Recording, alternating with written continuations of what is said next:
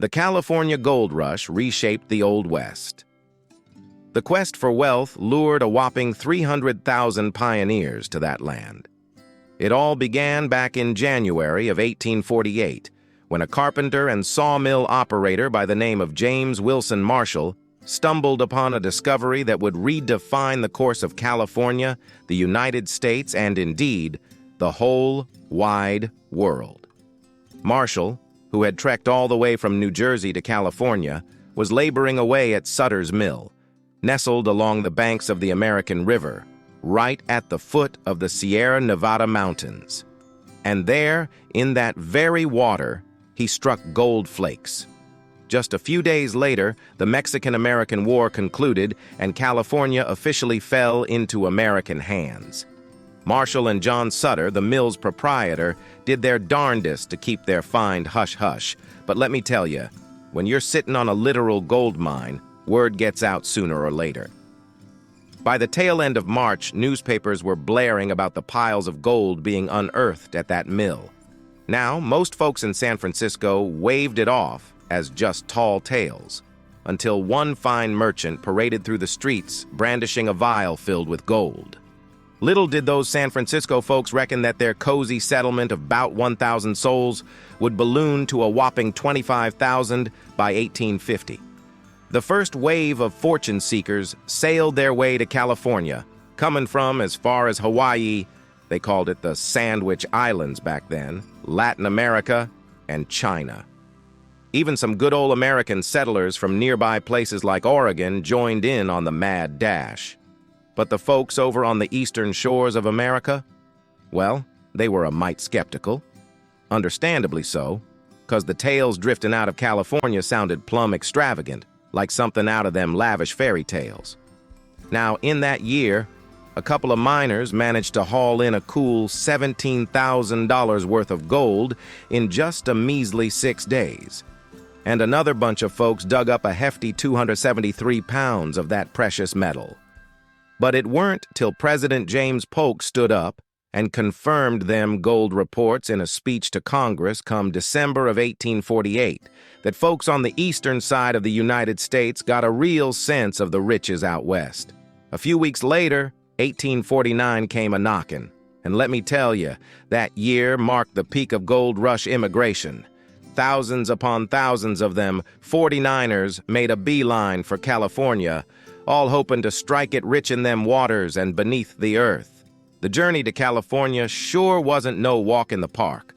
Them 49ers had to make a choice. They could either set out on a rugged trek by land, crossing the whole dang North American continent. They could brave them treacherous, choppy waters round the whole shooting match of South America.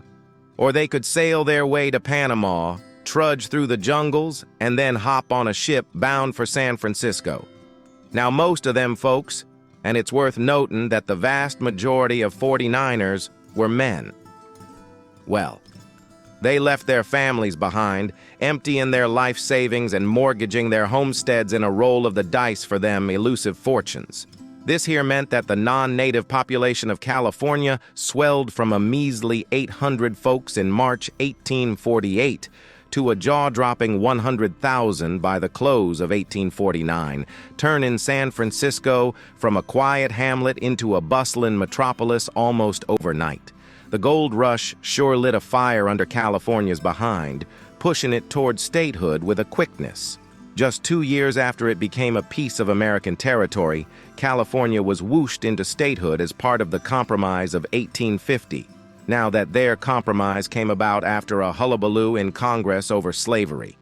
California got admitted as a free state, while Utah and New Mexico were left to make up their own minds on the matter.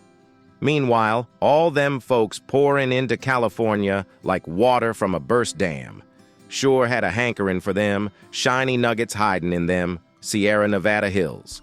By 1850, most of the easy-picking surface gold was plumb gone, and the folks still toiling in them.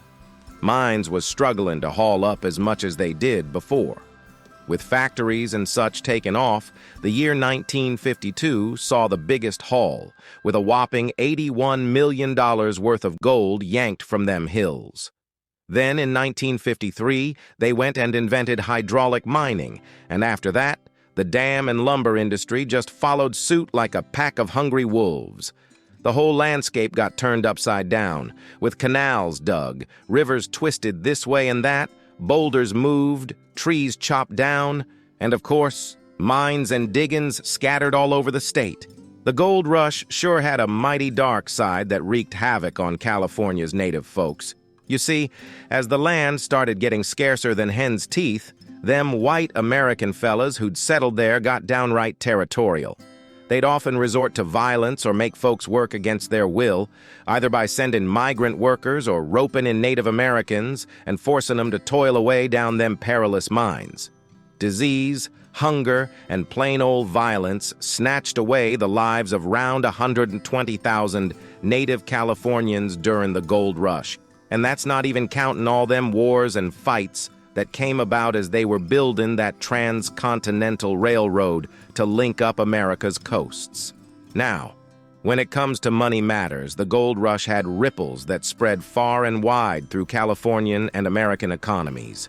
Beyond the obvious growth and advancements in the mining trade, it meant big bucks for other businesses like lumber, flour, clothing, leather, and shops.